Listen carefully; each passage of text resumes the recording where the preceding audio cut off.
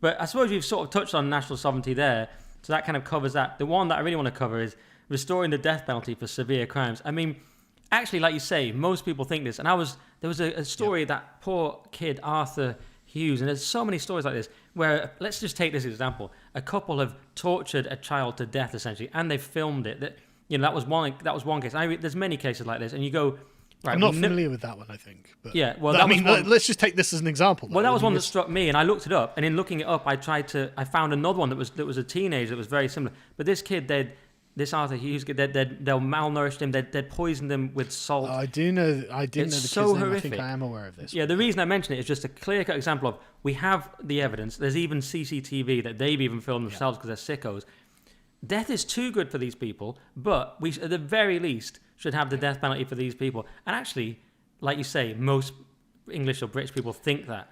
Yes. Again, polling on this is actually really consistent. So for anyone who doesn't know, the death penalty was abolished in 1965 by a Romanian immigrant. Thanks for that. Traditionally British Romanian immigrant who joined the Labour Party, got into Harold Wilson's government. He was an MP, he wasn't in the government. He wasn't in the government because he was too left-wing, incidentally, for the Labour Party. He was a known communist, and so he wasn't invited to be a part of the government. His name was Sidney Silverman, and he was just a lifelong, the death penalty's terrible. And he is the reason that Ian Brady and Myra Hindley weren't executed for torturing and sexually assaulting children. 5 children, I think it was. He's the reason that they died of natural causes, incidentally. Which, again, I completely agree with you and all right-thinking people that, no, that's way too good for them, and they should have been hanged from the neck until dead. Because that is the traditional English moral recompense that monsters get for doing monstrous things.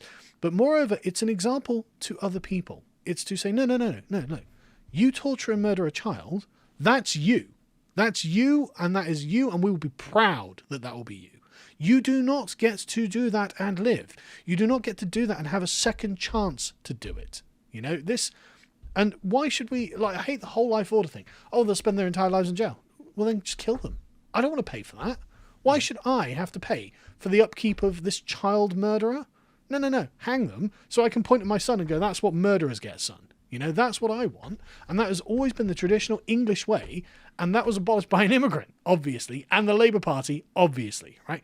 And if you ask people, if you poll them, and even places like YouGov get this result. Now, YouGov being an online self-selecting polling mechanism. So it shifts entirely left-wing because, of course, young people and the left are very online, whereas a lot of people who are older and conservative are not online.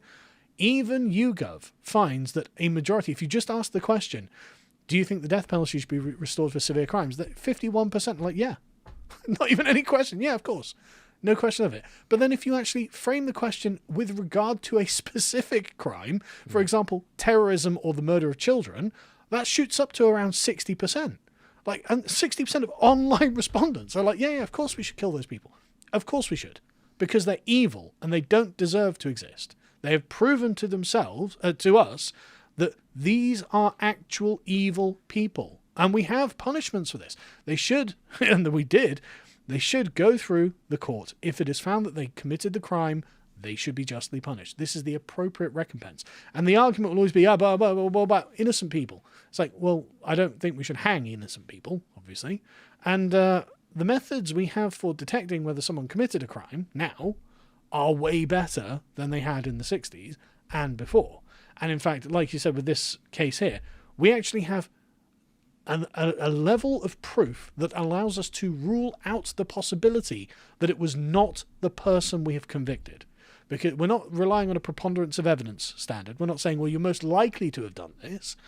You can prove without any room for doubt, without error, that this person committed this crime. And so the only argument that the liberal will come back with really can be, yeah, but I just believe in the sanctity of human life. You'd be like, why? You're not Christian.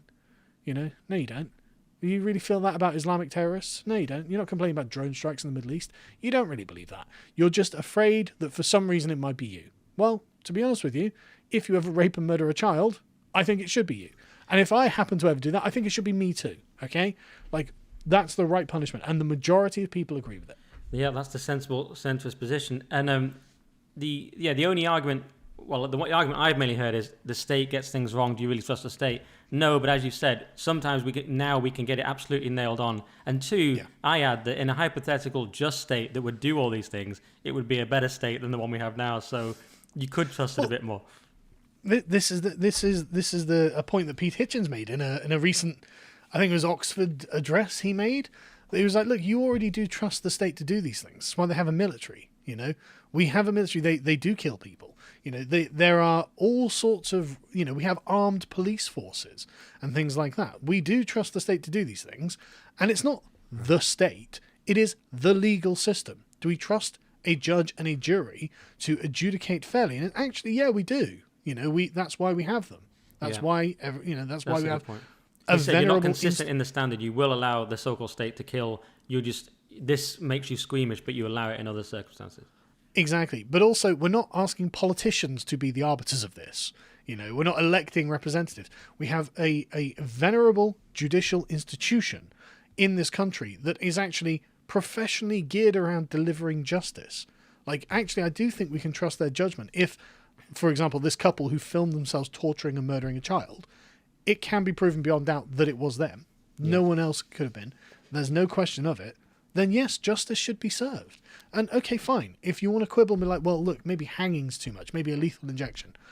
All right, liberal, fine. If we can't publicly hang them and, go down and have a nice day out about it, fine. Lethal injection it will be. That's your concession to liberalism. You're a reasonable person.